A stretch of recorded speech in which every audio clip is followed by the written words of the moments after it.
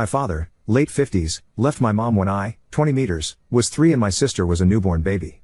Mom had many mental health problems after this and we were instead raised by our grandpa, dad's dad, and grandma until her passing when I was 7.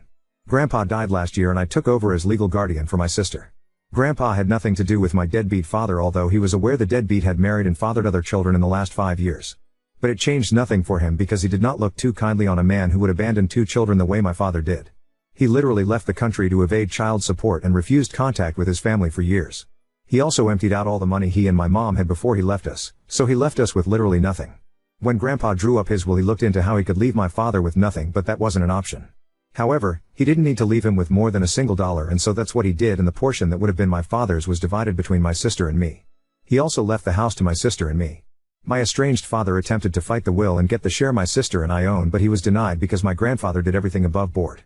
My father's siblings ended up back in contact with him after Grandpa died, and while they're not close like before, they have a relationship that my sister and I have no interest in being a part of. So where the moral question comes in is this. My father has a child who has a life-limiting medical condition. He and his wife are struggling to keep their heads above water with 4 young kids and not a lot of money.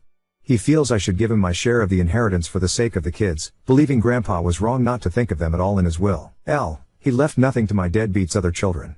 I told him he wasn't getting anything from me, and then my father's siblings got involved and they feel I should give him my share, and that having the house and my sister having the money should be good enough, but I could do it as an act of kindness for other siblings I refuse to meet or get to know.